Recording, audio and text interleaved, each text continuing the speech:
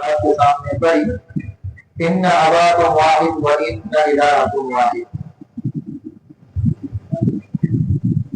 اس سے پہلے میں چند باتیں یاد کروں کہ جس مجلس میں ہم آج شریک ہوئے ہیں کہ سامنے بیٹھے ہوئے چھوٹے چھوٹے بچے، جن میں سے اکثر بچے ایسے ہیں جنہیں ابھی تک یہ شعور نہیں کہ وہ یہاں بیٹھے کیوں، مذہب کیا، اسلام کیا، دین کیا، یہ تو ان کو ایسے بتا دیا جاتا ہے. سمجھداری الگ چیز ہے اور کسی چیز کو جان لینا الگ چیز ہے. سمجھنے میں، جاننے میں زمین آسمان کا فرق ہوتا ہے. جیسے ہم جانتے ہیں اللہ ہے مگر ہم سمجھتے نہیں اللہ کیسا ہے. اس کے لیے مر کے جنت میں جا کے پھر دیکھ کے سمجھنا پڑے گا. تو ایسی بہت سی چیزیں ہوتی ہیں جو سمجھ میں نہیں آتی ہیں. تو اسی میں سے یہ ہے کہ یہ جو چھوٹے چھوٹے بچے یہاں بیٹھے ہیں ماشاءاللہ، یہ وہ بچے ہیں جو قوم کا مستقبل ہے. یعنی آج سے 10 سال کے بعد، 20 سال کے بعد میں یہی بچے بڑے ہوں گے، ہماری عمر کو پہنچیں گے اور انہی سے بستی بنے گی، انہی بچوں سے نئی نسل تیار ہوگی. تو یہ وہ بچے ہیں جو قوم کا مستقبل ہے. جیسے گاؤں یعنی بکریوں اور گائے کو سنبھالنے والے چھوٹے چھوٹے بچڑوں کو کتنی جگہ سے سنبھالتے ہیں اور یہ اندازہ ہوتا ہے کہ یہ گائے کی بچڑی، یہ بچی کل چل کے کئی گائے جنم دے گی، تو اسے اسی جتن سے پرورش کرتے ہیں، اسے بڑا کرتے ہیں. اس سے کئی گائے ہوں گی، نہ بیچوں گا، اس سے پیسے آئیں گے، کئی خیالات دماغ میں چلتے ہیں. تو جس کا نفع جتنا زیادہ ہوتا ہے اس میں جتن، کوشش، محنت، لگن آدمی اسی قدر کھپاتا ہے. تو یہ بچے قوم کی مستقبل ہے. کل چل کے انہی بچوں سے مسجدیں آباد ہوں گی، انہی بچوں سے مدرسے آباد ہوں گے، انہی بچے اور بچیوں سے دینی نظام چلے گا. اسلام کی وفا اور اسلام کی حفاظت انہی بچوں سے ہوگی. تو اسی لیے ان بچوں کے دین اور ایمان کی حفاظت اس وقت کس کی ذمہ داری ہے؟ ہماری ذمہ داری. جیسے ایک کروڑ پتی باپ جب دنیا سے جاتا ہے تو اپنے پیچھے اپنی لیگیسی چھوڑ کے جاتا ہے، اپنا وراثت. وہ کیا چاہتا ہے کہ میں امیر تھا، میرے جانے کے بعد میرا بیٹا جب میری گدی پہ بیٹھے گا تو کم سے کم اسے بھی سنبھالنا آتا ہو، اسے بھی آتا ہو کہ اس کمپنی کو کیسے اسٹیبلش کر کے آگے رن کرنا ہے، اسے یہ چیز آتا ہو. وہ اگر نہ جانتا ہو تو باپ اسے سکھاتا ہے، باپ اس کی ٹریننگ دیتا ہے، اسے تربیت دیتا ہے، اسے کبھی کبھی اپنے ساتھ لے کے جاتا ہے، کمپنی کی چھوٹی چھوٹی چیزیں، چھوٹی چھوٹی ذمہ داریاں اس کے سر پہ پہلے دیتا ہے تاکہ آہستہ آہستہ آہستہ آہستہ بچہ اس قابل ہو جائے کہ اگر دنیا سے باپ چلا جائے تو بیٹا اس کو رن کر سکے. کیوں؟ اس لیے کہ وہ اگلی نسل کو اپنی میراث، اپنی لیگیسی دینا چاہتا ہے، یعنی دوسری نسل کو، پھر بیٹا اپنے بیٹے کو. اس طرح دولت کا سلسلہ چلتا رہتا ہے. ایمان کا مسئلہ ایسا ہی ہے کہ یہ جو بچے ہیں یہ اگلی نسل کے دین کی حفاظت کے قلعے اور پاسبان ہیں. ان بچوں کے دماغ میں، دل میں، ذہن میں، خیال میں ایمان کا چراغ روشن کرنا ہماری ذمہ داری ہے. اور اسی ذمہ داری کے تحت آج اس جلسے کا ہم نے انعقاد کیا. یہ جو جلسہ ہوا اس میں 2 اہم جز تھے. ایک تو اثار ثواب ہے اور دوسرا جز یہ ہے کہ بچوں کا انعامی پروگرام. دونوں اپنی جگہ اپنی اہمیت رکھتے ہیں اور ان میں سب سے اہم چیز یہ ہے کہ ان بچوں کو شوق دلانا ہے کہ یہ بچے کسی نہ کسی طریقے سے اپنے ذہن کو، اپنے دل و دماغ کو دین کے علم کو حاصل کرنے کے لیے اپنا شوق، اپنا وقت اور اپنا ذوق اور اپنا جذبہ، یہ 4 چیز قربان کریں گے تب جا کے یہ بچے کامیاب ہوں گے. تو اس کے لیے محنت کی جو ذمہ داری ہے ہم بڑوں کی ہے. ہم بڑے وقتاً فوقتاً محنت کرتے ہیں الگ الگ نظریے سے، الگ الگ زاویے سے، تاکہ یہ بچے کسی نہ کسی شوق دکھا کر طریقے سے آگے بڑھیں، قرآن کو سیکھیں، دین کو سیکھیں، اسلام کو سمجھیں، تب جا کے اسلام کی بقا ہوگی. اب میں آپ کے سامنے ذرا ان وادیوں میں لے کر کے آپ کو قرآن اور دین کی یہ نسلاً بعد نسل جو سلسلہ چل پڑا ہے وہ سمجھانا چاہتا ہوں. حضور پاک صلی اللہ علیہ وسلم جو تشریف لائے تھے، آپ ذرا تصور کیجئے مکے کے حالات کس قدر سنگین تھے۔ کوئی بیٹا اپنی باپ کی عزت نہیں کرتا، کوئی بیٹی اپنی ماں کی عزت نہیں کرتی، کوئی بیوی اپنے شوہر کی قدر نہیں کرتی، کوئی شوہر اپنی بیوی کی قدر نہیں کرتا۔ ہر عورت پریشان تھی، ہر بیٹی پریشان تھی، ہر ماں پریشان تھی، ہر باپ پریشان تھا اپنی بیٹے کی بے احترامی سے، ہر بیٹا پریشان تھا اپنی باپ کی خلاف امر و انصاف سے، ہر ماں پریشان تھی اپنی بیٹی کی بے احترامی سے، ہر بیٹی پریشان تھی اپنی ماں کی بدسلوکیوں سے۔ کائنات کا ذرہ ذرہ بے احترامی کا شکار تھا، غیرت کا شکار تھا، گمراہیوں کا شکار تھا، بے راہی کا شکار تھا، بدعت کا شکار تھا، ظلم و زیادتی کا شکار تھا، جبر و تشدد کا شکار تھا۔ ایسے ہی عرب میں عرب کی گود میں ایک ایسا عظیم چاند آیا کہ عرب کی چپے چپے، عرب کی زمے زمے، عرب کی وادی وادی، عرب کی گلی گلی، عرب کا کوچا کوچا، عرب کا دریا دریا، عرب کا شہر شہر، عرب کا بوسا بوسا، عرب کا نظر نظر، چاند کی چاندنی سے چمکنے لگا۔ پھر دنیا نے دیکھا محمد رسول اللہ صلی اللہ علیہ وسلم نے اخلاق کی تعلیم تربیت دی، قرآن کی تعلیم و تربیت دی، تہذیب کی تعلیم و تربیت دی۔ تو پھر وہ جنہیں وہ ڈھنگ سے چلانا نہیں آتا تھا وہ دنیا چلانے لگے، جنہیں چلنا نہیں آتا تھا وہ نظام سلطنت سنبھالنے لگے، جنہیں دیکھنا نہیں آتا تھا وہ حیا کا رنگ دینا شروع کر دیا، جنہیں کے سینہ کے اندر میں نظم و نزاکت کے نام کی کوئی چیز نہیں تھی، انہوں نے عدل و انصاف شفقت و رحمدلی کا نام نافذ کر دیا۔ کیا نہیں جانتے؟ ابو بکر صدیق رضی اللہ تعالی عنہ، عمر بن خطاب رضی اللہ تعالی عنہ، عثمان بن عفان رضی اللہ تعالی عنہ، حضرت علی کرم اللہ وجہہ، یہ سب کون ہیں؟ ان کی تربیت، ان کی ٹریننگ دینے والے ہمارے نبی، ہمارے نبی نے ان کی تربیت۔ پھر یہ بڑے ہو کر کے جب ان میں سے دو قسم کی تربیت، ایک کی تربیت تربیت ایمانی، تربیت ایمانی جیسے حضرت ابوبکر صدیق کی ہوئی، عمر بن خطاب کی ہوئی، ان کے قلوب کو بنایا گیا، تربیت ایمانی کی گئی، ان کے ایمان کو سنوارا گیا تو وہ بہتر بن کے ہوئے۔ ان میں سے ایک ہے حضرت علی۔ حضرت علی تو چھوٹے تھے جب ایمان لائے تو گویا نبی پاک صلی اللہ علیہ وسلم کا حیا نصیب ہوا ان کو، تو خاص ٹریننگ میں نبی کے رہے۔ اسی لیے کہا گیا کہ حضرت علی کے بارے میں نبی نے کیا فرمایا؟ انا مدینۃ العلم وعلی بابھا۔ کیا فرمایا اللہ کے نبی صلی اللہ علیہ وسلم؟ اللہ کے نبی صلی اللہ علیہ وسلم نے فرمایا کہ میں علم کا شہر ہوں، شہر، I am the city of the knowledge یا acknowledgement۔ اور حضرت علی کے بارے میں کیا فرمایا؟ حضرت علی کے بارے میں فرمایا اس شہر کے دروازے حضرت علی رضی اللہ تعالی عنہ ہیں۔ The door of their city is حضرت علی۔ حضرت علی کو علم کے شہر کا دروازہ تھا۔ کیا مطلب؟ اللہ کے نبی صلی اللہ علیہ وسلم سے قرآن کا علم، اخلاق کا علم، تہذیب کا علم، تمدن کا علم، ثقافت کا علم، اللہ کے نبی صلی اللہ علیہ وسلم سے تعلیم کا علم، تربیت کا علم، تبلیغ کا علم، اشاعت کا علم، دین کے پھیلاؤ کا علم، خلافت و نظامت کا علم، ایک ایک چیز کا علم نبی پاک صلی اللہ علیہ وسلم سے حضرت علی نے براہ راست سیکھا۔ نتیجہ یہ نکلا کہ حضرت علی رضی اللہ تعالیٰ عنہ محمد رسول اللہ صلی اللہ علیہ وسلم نے فرمایا کہ یہ علم کا دروازہ ہے۔ تو آج ہمارے بچوں کے سامنے یہی معاملہ ہے کہ ہم بھی اگر ان بچوں کی بچپن سے ذہن سازی کریں گے، ان بچوں کے ذہن کو سجائیں گے، سنواریں گے، ان کی تربیت دیں گے، علم کی پرواز چلائیں گے، ان کے ذہن و دماغ میں علم کا رچنا بننا آئے گا، یہ بچے بڑے ہو کر کے اسی علم کی حفاظت کا ذریعہ بنیں گے، دین کی حفاظت کا ذریعہ بنیں گے، قرآن کی حفاظت کا ذریعہ بنیں گے، کیونکہ یہ دین آخری دن ہے، یہ شریعت آخری شریعت ہے۔ قیامت تک نہ کوئی نئی شریعت آئے گی، نہ کوئی نیا دین آئے گا، نہ کوئی نیا نبی آئے گا، نہ کوئی نیا رسول آئے گا، نہ کوئی نیا پیغمبر آئے گا۔ قرآن کی حفاظت بھی ہماری ذمہ داری ہے، اس دین کی اشاعت بھی ہماری ذمہ داری ہے، اس دین کا نشر و اشاعت بھی ہماری ذمہ داری ہے۔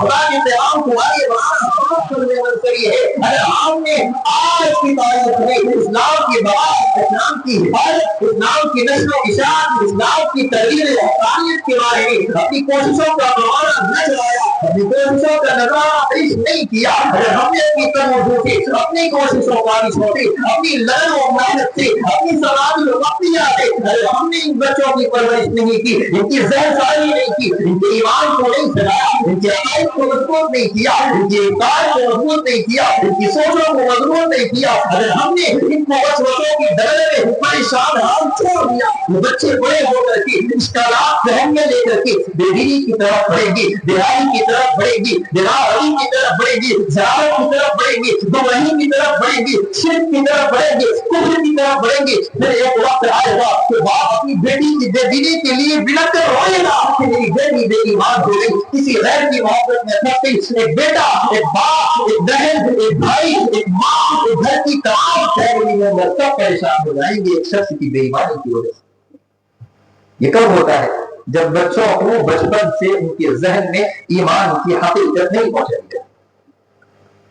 آج دنیا میں دیکھ لیجیے، ہمارے ملک ہندوستان کا حال دیکھ لیجیے کیا ہے۔ ممبئی کے اندر میں سب سے دیری ہے ممبئی میں، لیکن اس کے باوجود بھی وہاں مکتب کا نظام سب سے مضبوط ہے۔ کس کا نظام؟ مکتب کا نظام۔ میں بار بار اس چیز کو کہتا ہوں کہ مکتب کے نظام کو مضبوط کریں۔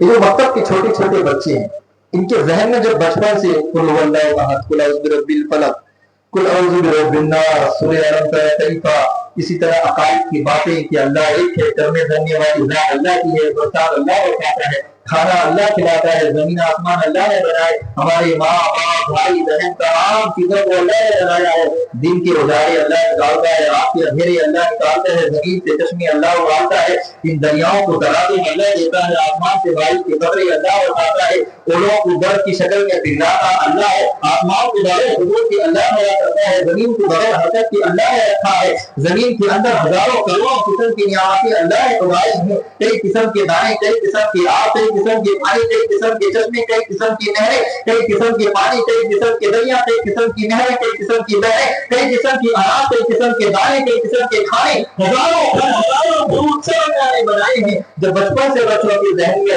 بچوں کے ذہن میں مطلب توقعات دماغ میں دل میں ڈالتا ہے تو یہ بچے بڑے ہو کر بھی اسی یقین کے ساتھ پرورش پاتے ہیں، وہ چاہے کسی مذہب میں رہ جائے، وہ چاہے کسی علاقے میں جائے، وہ چاہے کسی بستی میں رہے، وہ جوانی کی جس دہلیز میں قدم رکھے، وہ کفر کی کسی بھی بھیڑ میں جائے، وہ شرک کی کسی بھی غیر خدا فرمانی جگہ میں جائے، لیکن ان کا ایمان پر نہیں ڈلوگا تھا۔ ان کے دل و دماغ میں تب بھی آتی باتیں ہوتی ہیں کہ گھر میں ڈالنے والی ذات اللہ کی ہے، زمین و آسمان بنانے والی ذات اللہ کی ہے، زمین سے چکمی اللہ ہواتا ہے، آسمان سے بارش اللہ برساتا ہے، کائنات کا نظام اللہ بناتا ہے، چھیڑ کی روشنی اللہ بنتا ہے، چاند کی چاندنی اللہ بنتا ہے، آسمان کو بغیر سکون اللہ کھڑا کر رکھا ہے، زمین کو بغیر حرکت کی اللہ کیے رکھا ہے، زمین سے چشمے اللہ ابالتا ہے، دریاؤں میں تلاطم اللہ نے بخشے ہیں، دریاؤں میں موج اللہ نے رکھی ہے، موجوں میں تلاطم اللہ نے رکھی ہے، نہروں میں تلاطم اللہ نے رکھی ہے، پانی کے اندر الگ الگ ذائقے اللہ نے رکھے ہیں، ذائقوں میں الگ الگ مٹھاس اللہ نے رکھی ہے، ان مٹھاس میں کچھ کڑوا اللہ نے رکھا ہے جسے کوئی بدل نہیں سکتا۔ لا تبدیل لکلمات اللہ، اللہ کی طرف کلمات کو کوئی بدل نہیں سکتا۔ جب چھوٹے چھوٹے بچوں کے دل و دماغ میں یہ بیٹھ چکا ہوگا، یہ بچے IPS بنے، IAS بنے، CC بنے، CSC بنے، IRC بنے، MRC بنے، جو بنے جس منصب میں بیٹھے، ان کا دماغ ان کا دل اللہ کی توحید سے لگے ہو، انہیں کوئی کافر کی کوئی کفر یا طاقت انہیں بدل نہیں سکتی، ان کی ایمان کو نہیں ڈگمگا سکتی۔ آج جو ہم خبر سنتے ہیں فلاں بچی نے غیر مسلم کے ساتھ اپنا رشتہ جوڑ کر ایمان سے ہاتھ دھو بیٹھی، فلاں بچہ ایمان سے ہاتھ دھو بیٹھا، فلاں شخص مرتد ہو گیا، وہ شخص مذہب بدل لیا، یہ جو واقعات آپ یوٹیوب میں، نیوز چینل پر، سوشل میڈیا پہ سنتے ہیں، ان سب میں ریسرچ پر یہ پتا چلا بنیادی خرابی یہ تھی ان کی بچپن کی تعلیم دینی تعلیم نہیں تھی، یا اگر کہیں دیا بھی گیا تھا تو کس طرح ٹیوشن کرا کے ہلکا پھلکا پڑھا دیا، بس تھوڑا بہت اردو پڑھنا سیکھ لو، بس نام کے لیے قرآن تھوڑا بہت پڑھنا سیکھ لو، وہ بھی قرآن کیسے پڑھتے ہیں، کچھ سمجھ میں نہیں آتا، وہ قرآن پڑھ رہے ہیں یا رامائن گیتا پڑھ رہے ہیں، کچھ سمجھ نہیں آتا، اتنی بے احترامی کے ساتھ بے ڈھنگے کے ساتھ قرآن پڑھتے ہیں۔ لیکن وہیں انگریزی کے لیے انسان کتنی محنت کرتا ہے، صبح سے بچے کو ماں جگاتی ہے، خود بھی جاتی ہے، اپنی ساری تکلیف برباد کر دیتی ہے، کیوں؟ اسے پتا ہے کہ انگریزی کی اہمیت، میری بچی میرا بچہ جب انگریزی سیکھ لیں گے سماج میں ان کا رسپیکٹ بنے گا، ان کی عزت ہوگی، ان کا ایک وقار ہوگا۔ لیکن قرآن کو ہم نے اتنی بھی اہمیت نہیں دی، اور پھر بھی ہم یہ امید کرتے ہیں کہ ہمارا بچہ کل بڑا ہو گیا ہماری عزت کرے، ہمارا احترام کرے، ہمیں پرورش دے اور ہماری خیر خیریت لے. لیکن عموماً یہی ہوتا ہے کہ عموماً اس طرح کے بچے بڑے ہونے کے بعد سب سے پہلے جسے بلاتے ہیں وہ ماں باپ ہوتے ہیں. تو اسی لیے بچوں کی دینی تعلیم کو ہم اہمیت نہیں دیتے، کیونکہ ہمیں یہ احساس نہیں. ہم صرف نام سے کہتے ہیں ہم ایمان لائیں، ہم نے یقین رکھا کہ مرنے کے بعد آخرت ہے، قبر میں سوال جواب ہے. یہ کہنے کی بات نہیں. اگر دل و دماغ میں ہماری چیز رچ بس گیا ہے تو پھر اس کی قیمت کا ہمیں احساس ہوگا. پھر کروڑوں خرچ کر کے بھی ہم قرآن کی تعلیم دیں گے بچوں. ہے نا واقعہ امام اعظم ابو حنیفہ کا کہ ان کا بیٹا حماد، ان کے بیٹے کا نام کیا تھا؟ حماد. ان کا بیٹا جب سورہ فاتحہ حفظ کر لیا ہے، صرف سورہ فاتحہ پڑھنا سیکھ لیا، تو ان کے ابا نے جو اس وقت ان کے استاذ کو ہدیہ دیا تھا، اس وقت وہ آج کے زمانے میں 5 لاکھ روپیہ بنتا ہے. کتنا؟ 5 لاکھ صرف سورہ فاتحہ پہ. لوگوں نے کہا یہ کون سی بڑی بات ہے، صرف سورہ فاتحہ. کوئی حافظ تو نہیں بنا، پورا قرآن حفظ کرنے پر لوگ 500 نہیں دیتے، اب اتنا دے دیے. بولے قرآن کی قدر و قیمت کا جسے اندازہ ہے وہی دے سکتا ہے. میں تو اس 5 لاکھ کو قرآن کے ایک نقطے کے بدلے میں ایسا کر نہیں سمجھتا. امام اعظم نے کہا کہ یہ تو میں صرف خوش دلی کے طور پہ دیتا ہوں، ورنہ میرا فرض ہے کہ میں پوری کائنات لٹا ہوں لیکن پھر بھی قرآن کے ایک نقطے کا بدلہ نہ کروں، کیونکہ اس استاد نے میرے بیٹے کے سینے میں قرآن دیا. قرآن اس کا مقابلہ، اس کا اندازہ، اس کی قیمت، اس کی قدر کو بڑھنے کی بات پتہ چلے. جب آنکھیں بند ہوگی قرآن کہتا ہے یوم تشہد علیہم السنتہم وایدیہم وارجلہم بما کانوا یعملون. اس وقت کیا ہوگا کہ انسان کی آنکھیں، انسان کے ہاتھ، انسان کے پاؤں، انسان کے دل، یہ سب بول پڑیں گے انسان کے خلاف. یوم تشہد علیہم السنتہم، ان کی زبانیں ان کے خلاف بولیں گی. وایدیہم، انسان کے ہاتھ انسان کے خلاف بولنے لگے. وارجلہم، انسان کے پاؤں انسان کے خلاف بولیں گے، گواہی دیں گے انسان کے بارے میں. یہ کون سی گناہ کی بھی کہاں چل کے بھیجا تھا، یہ تنہائی میں کون کون سی چیزیں دیکھا کرتا تھا. آنکھیں خود بتائیں گی کہ ہم نے فلاں چیز چھپ کر کے دیکھا تھا. ہاتھ خود بتائیں گے فلاں غلط چیزوں کو ہم نے چوری کیا، چھپایا، چھوا، لیا، اٹھایا. پاؤں خود کہے گا زنا کی اڈی، شراب کی اڈی، تہواروں کی طرف، جوا، سود، تاش کھیلنے کے لیے میں ان تہواروں غریب مزاجوں کے جڑوں کی طرف چل کر گیا. یہ سب ایک دوسرے کے خلاف گواہی ہے. اس وقت احساس ہوگا کہ سورہ فاتحہ کی قیمت کیا ہے، قل اعوذ برب الناس کی قیمت کیا ہے، قل اعوذ برب الفلق کی قیمت کیا ہے. ابھی احساس نہیں ہو رہا ہے. یہ ایسا ہی ہے، چھوٹا بچہ ہے، چھوٹا بچہ 2 سال 3 سال 4 سال کا، اس چھوٹے بچے کے سامنے آپ ہیرے کا اتنا بڑا قلعہ لا کر اس بچے کے ہاتھ میں تھما دو، اور دوسری طرف اس بچے کو آپ چھوٹے سے 1-2 روپیے کا چاکلیٹ لا کر دو اور اسے دکھاؤ. وہ بچہ دوڑے ہوئے اپنی طبیعت کے مطابق چاکلیٹ کی طرف لپک پڑے. کیوں؟ اس بچے کو ابھی اس ہیرے کے ٹوڑے کی قیمت کا اندازہ نہیں. وہ چاکلیٹ کو قیمتی سمجھے گا. کیوں؟ اس لیے کہ اس کی ذہن کی حیثیت سے وہ سمجھتا ہے چاکلیٹ قیمتی ہے، اس کی ضرورت کی چیز ہے، اسے مزہ آئے گا کھانے میں. تو پتہ یہ چلا کہ جب وہ بچہ چاکلیٹ لے لے گا اور اس ہیرے کے ٹیلے کو چھوڑ دے گا تو دیکھنے والا کیا کہے گا کہ بچے نے بیوقوفی والا کام کیا یا عقل مندی والا کام. کیا کہے گا؟ ظاہر سی بات ہے بچے نے بیوقوفی والا کام کیا. تو ایسے ہی انسان کا حال ہے. انسان آنکھیں بند ہونے کے بعد کے احوال جو نبی نے بتائے، قرآن نے بتائے، جو ہم نے اپنے نبی پاک صلی اللہ علیہ وسلم کی احادیث میں پڑھ کر جانا ہے، اس کے باوجود ہم اس پہ یقین نہیں کرتے، یا جس طرح یقین کرنا چاہیے اس طرح یقین نہیں کرتے. تو نتیجہ یہ نکلا کہ ہمارے دل سے اسلام کی، دین کی، قرآن کی آیات کی اہمیت ختم ہو گئی. ہم نے قرآن کو تعویذ تک، قرآن کو قرآن خانی تک محدود کر دیا. گھر میں کبھی کھول کے دیکھنے کا موقع نہیں. یہ حال ہو گیا. تو اسی لیے اگر قرآن کی اہمیت ماں باپ کے دل میں بیٹھے گی، قرآن کی اہمیت ماں باپ کے دل میں، گھر والوں کے دل میں بیٹھے گی، تو ان گھر کے بچوں کو بھی آپ دیکھیں گے اچھا قرآن پڑھنے والے ہوں. کیوں؟ ماں باپ کا عقیدہ کرتے ہیں. تو اسی لیے میری گزارش ہے وہ خواتین جو پردہ نشین سن رہے ہیں فتح پردہ، یا اسی طرح یہاں جو بڑے مربی حضرات بیٹھے ہیں اپنے علاقے میں، چونکہ آج ہمارا بہت بڑا علاقہ ہے، ایک اچھی خاصی مسلم آبادی ہے. دوسرے علاقے میں آپ جائیے جہاں جہاں اتنی گھنی آبادی ہے مسلمانوں کی، وہاں ایک اچھا اسکول ہے. آپ ضرور ملیں گے، مسلمانوں کا مستقل ایک اپنا اسکول ہوتا ہے جہاں ہماری بچی، ہمارے بچے بغیر کسی بے احترامی کے، بغیر کسی بے حیائی کے آرام سے دین کی، دنیا کی دونوں تعلیم حاصل کر سکتے. میں دنیاوی تعلیم کی مخالفت کبھی نہیں کرتا. میں ہمیشہ بچوں کو انکریج کرتا ہوں، آگے بڑھاتا ہوں کہ دنیاوی سیکھے، اور یہ ضروری ہے. اسی وجہ سے الحمدللہ دنیا کی تعلیم میں نے بھی خود حاصل کی. اور وہ بھی پورا نیچے سے لے کے اوپر تک وہ سب انگریزی میں آتی ہے۔ اس کی وجہ یہی ہے کیونکہ جب تک آپ دنیا کو جانیں گے نہیں تب تک آپ دین دنیا والوں تک پہنچا نہیں سکتے، کیونکہ دنیا والے تو آپ کو غریب سمجھیں گے، فقیر پٹیجر سمجھیں گے، اور آپ ان کو کنورسیشن کر کے ان کی اپنی باتیں سمجھا ہی نہیں پائیں گے، وہ تو سنیں گے ہی نہیں۔ دنیا والوں سے میری مراد ایک ایسا طبقہ جو دین سمجھنا ہی نہیں چاہتا، جیسے کرسچین ہیں، یہودی ہیں، جوڈائزم والے ہیں، بدھزم والے ہیں، اس طرح اور بھی بہت بڑا طبقہ ہے، ایتھوئزم، کمیونزم، یہ وہ لوگ ہیں، بہت بڑا طبقہ ہے جو دین سمجھنا ہی نہیں چاہتا۔ لیکن اگر آپ اس طریقے سے ان تک دین پہنچائیں گے کہ انہی کی لینگویج میں ان سے بات کریں تو وہ متاثر ہو جاتے ہیں کہ ہاں یہ بڑا جانکار آدمی، پھر وہ آپ کی بات کو بڑی اہمیت سے سنتے ہیں۔ تو اس لیے میں کہتا ہوں یہ چھوٹے چھوٹے بچے ہیں، ان کی دنیا بھی بہتر بنائیں، ان کی آخرت بھی بہتر بنائیں، اور دنیا بہتر بنانے کے لیے کسی نہ کسی حد تک تو اسکول ہے، منارہ ہے، دلی پبلک ہے، سرکاری اسکولیں ہیں، اور ٹیوشن بھی کراتے ہیں ہم بچوں کو، بچوں کی تربیت چلتی رہتی ہے۔ لیکن دینی تربیت کے لیے ضروری ہے کہ مکتب کو مضبوط کریں۔ مکتب کو مضبوط دو طریقے سے کیا جاتا ہے۔ نمبر ایک، اپنے بچوں کو بیداری کے ساتھ ماں باپ اسی ذمہ داری کے ساتھ بھیجیں جس ذمہ داری کے ساتھ بچوں کو آپ اسکول اور کانوینٹ بھیجتے ہیں، اسی ذمہ داری کے ساتھ روزانہ صبح اٹھیں، بغیر کسی عذر کے کبھی بچے کو گھر میں رہنے نہ دیں۔ عموماً کیا ہوتا ہے، بچہ ہلکا سا ہو گیا، اپنی پیڑ چلو کوئی بات نہیں، جائے گا مدرسہ چلے گا، کون کہنے والا ہے؟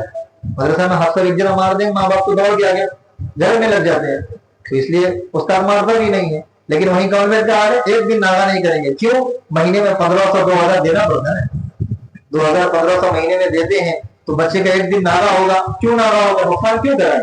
اپنے پیسے کا نقصان ہو رہا ہے۔ تو اسی لیے پہلی ذمہ داری یہ ہے کہ ماں باپ کوشش کریں اپنے بچے کو اس ذمہ داری کے ساتھ مکتب میں بھیجیں، مدرسے میں بھیجیں جس ذمہ داری کے ساتھ اپنے چھوٹے بچوں کو اسکول اور کانوینٹ میں بھیجتے ہیں۔ دوسری بات، جو مکتب میں پڑھانے والا استاد اور ٹیچر ہے اسے وقتاً فوقتاً ماں باپ خود بڑھ کے ہدیہ دیں یا پوری بستی والے کمیٹی بنا کر باقاعدہ مکتب کے استاد کی تنخواہ بڑھائیں تاکہ وہ 2 سے 3 ٹائم بچوں کو پڑھائیں۔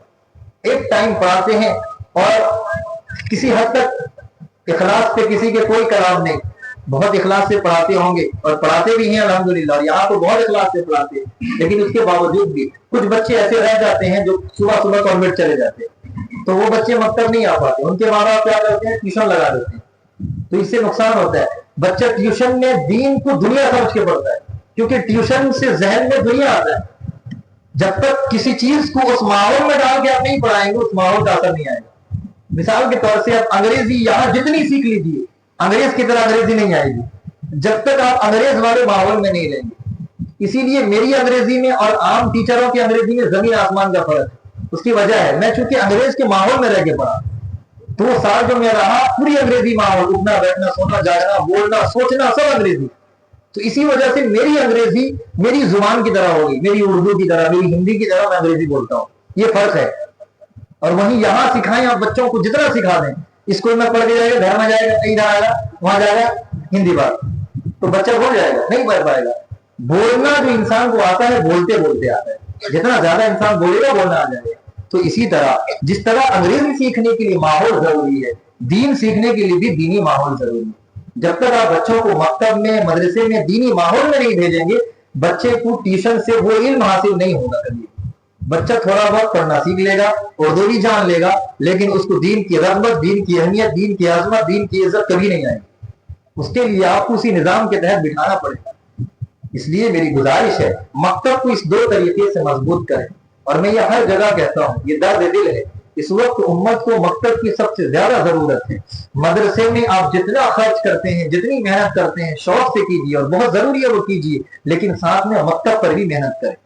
مکتب پر محنت کر کے اپنے بچے کو داخلے کے ساتھ بھیجیں، اٹھا کے بھیجیں، اور مہم چلائیں، جگہ جگہ جا کے گھر گھر جا کے پتہ کریں کہ کس گاؤں میں کون سا بچہ ایسا ہے، کس کے ماں باپ ایسے ہیں جو اپنے بچوں کو مکتب نہیں بھیجتے، کون بچہ نہیں آتا ہے۔ اتنی بڑی آبادی ہے، 400 500 کی آبادی ایک بستی میں ہے، ہر بستی میں 200 500 تو آبادی ہے، تو ان گھر میں ہر گھر میں 2 3 بچے تو ہیں، لیکن مکتب میں کتنے بچے آتے ہیں؟ 30 20 22 40 اتنے بیٹھے رہتے ہیں۔ اور اسکول میں جا کر دیکھیں، دلی پبلک میں آپ مسلمان کے تقریباً آپ دیکھ لیں گے 100 200، منارہ میں تقریباً 40 50 100 200، وہ بھی تقریباً، سرکاری 2 3 اسکولوں میں بھی جا کے دیکھ لیں گے، کل ملا کے 1000 کے قریب پہنچ جاتے ہیں، 800 900، تو کل ملا کے پورے عال سے یہاں 800 900، عاصم الدین ہائی اسکول میں الگ، اور دوسرے کالج وغیرہ میں یہاں سے کنیکا تک آل کالج تک کہاں تک بچے پھیلے، ان سب کو اگر ملائے جائیں کئی ہزار بنتے ہیں. لیکن آپ مکتب نظر آ کر دیکھیے 40-50 یہاں پر، دوسرے بستی میں 40-50، کہیں کسی بستی میں 20-30 بیٹھے رہتے ہیں، وہ بھی ڈھنگ سے آتے ہیں. 2 دن آئیں گے، 3 دن ان کا بخار. کبھی ایک نورانی قاعدے میں سبق دو تو 10 دن تک وہی سبق چیر کے پڑھتے رہیں گے، کوئی اہمیت نہیں. اور یہی بچے بڑے ہو کے قرآن خوانی